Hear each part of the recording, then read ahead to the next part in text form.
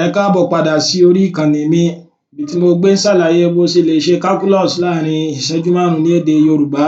Má gbàgbé tó bá ti subscribe sí orí ìkànnì mi dákun bá ń click lórí subscribe kó dẹ̀ sọ fún àwọn ìyókù rẹ káwọn náà ṣe bẹ́ẹ̀ pẹ̀lú. Ní òní ohun tí wọ́n máa ṣe ni pé màá tún solve àwọn ọ̀pọ̀lọpọ̀ ìbéèrè lórí differentiation eléyìí tí ó kó sínú àwọn ọ̀pọ̀lọpọ̀ iṣẹ́ tá a ti ṣe sẹ́yìn. Kí n lè tẹ̀síwájú, tí n bá ní ìbéèrè question mi sọ pé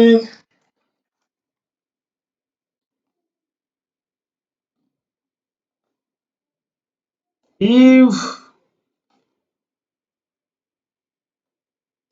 y equals to x cube tan x,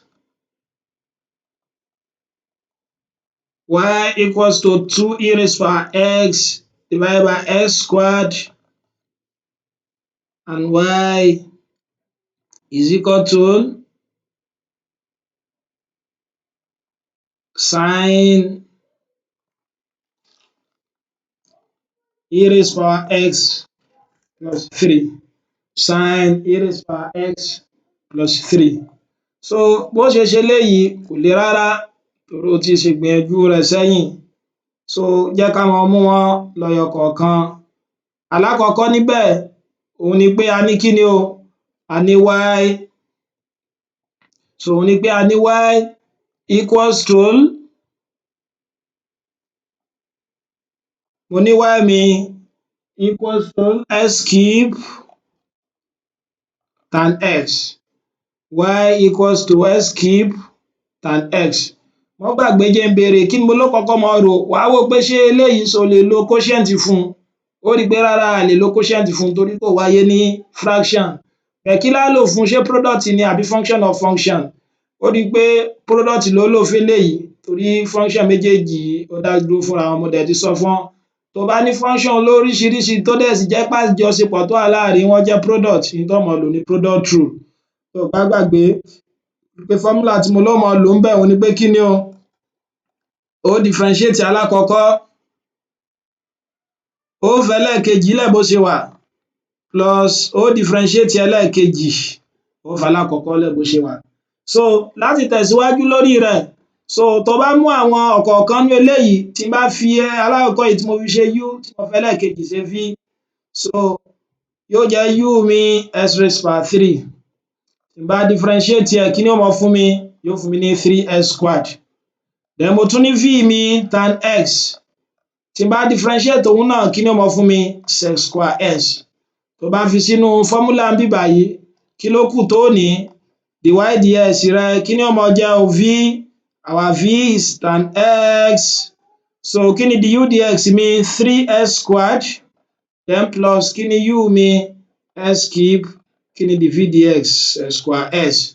Ǹjẹ́ tó bá pa wọ́n papọ̀, má sọ pé eléyìí ó fún ọ ní 3x cube o, so kò lè jẹ́ bẹ́ẹ̀ láyé torí function eléyìí ó dá dúró fúnra wọn ni, o ò lè yà wọ́n.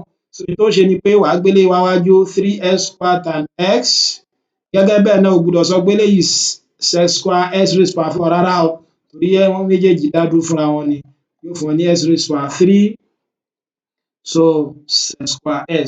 Ó rí i pé tó bá wo àwọn méjèèjì dáadáa, ohun tó common wà láàrin àwọn méjèèjì, tó bá gbé x square jáde eléyìí ó kù 3 tan x plus kí ni ó kù níbí báyìí, yóò kù x sec squared x, kò jù báhun lọ. So níbi ẹlẹ́ẹ̀kejì ẹ jẹ́ n béèrè lọ́wọ́ wa, kí ni tá lò tá fi ṣe eléyìí, a ní y is equal to 2e raised power x divided by x square. So y is equal to 2e raised power x divided by x square. So ohun tó ṣe ńbẹ̀ ni pé bíra rẹ léèrè ṣé quotient ló lò ní àbí báwo, ó rí i pé quotient ló lò torí ó wà ní form of fraction, ṣùgbọ́n tó ṣe ni pé ó fi alákọ̀ọ́kọ́ ṣe èyí tó wà lókè ṣe u, ó fẹlẹ́ẹ̀kejì ṣe v, so u rẹ yóò jẹ́ 2e raised power x, ó differentiate ẹ̀, mọ̀ pé tó bá differentiate ẹ̀ du dx rẹ kí ni yóò máa jẹ́ o, 2e raised power x náà ni àbí. So tó bá lo ẹlẹ́ẹ̀kejì náà which is v our x squared tó bá differentiate òun náà kí ni ó máa fún ọ? Òun náà ó máa fún ọ ní 2x.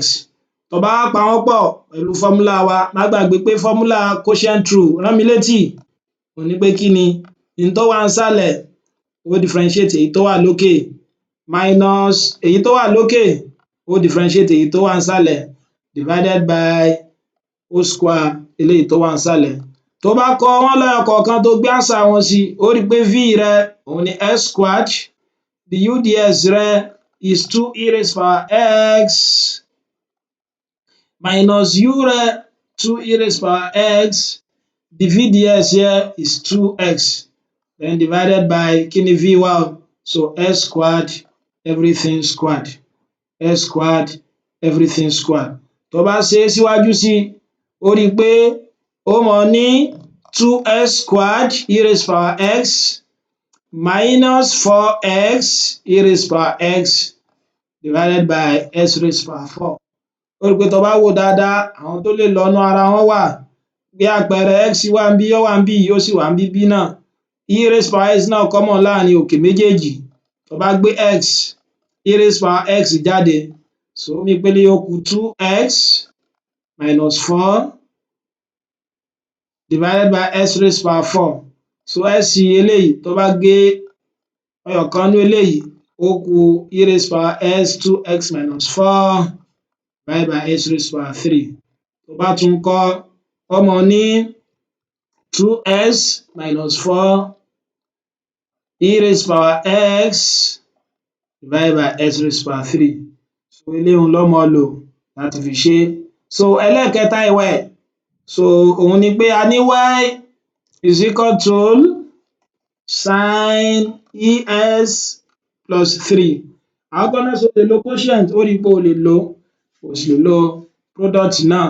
So ó rí pé tó jẹ́ ní composite function, kí ló dẹ̀ máa lò fún composite function? Òun ni chain rule. Má gbàgbé ọ̀nà tí mo ní ó máa gbà ṣe, òun ni pé o kọ́kọ́ fi eléyìí tó wà nínú tó dá dúró ó fi ṣe u. So ó differentiate ẹ̀, the u ds here yóò fún ọ ní e raised power x. So lẹ́yìn náà ó padà síbí báyìí, y rẹ̀ yóò máa jẹ́ sin, sọ pé ó ti fi eléyìí ó ti fi rọ́pò u, yóò jẹ́ u àbí? Ó wá differentiate òun náà with respect to u, dy du. So òun náà máa fún ọ ní kí ni o? Cos u. Ó rí pé tó bá pa wọ́n pọ̀, so òun ni ó máa fún ọ ní dy ds rẹ.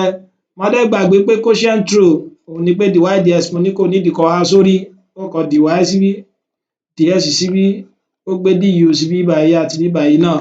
So yóò máa wá fún ẹ ní kí ni o?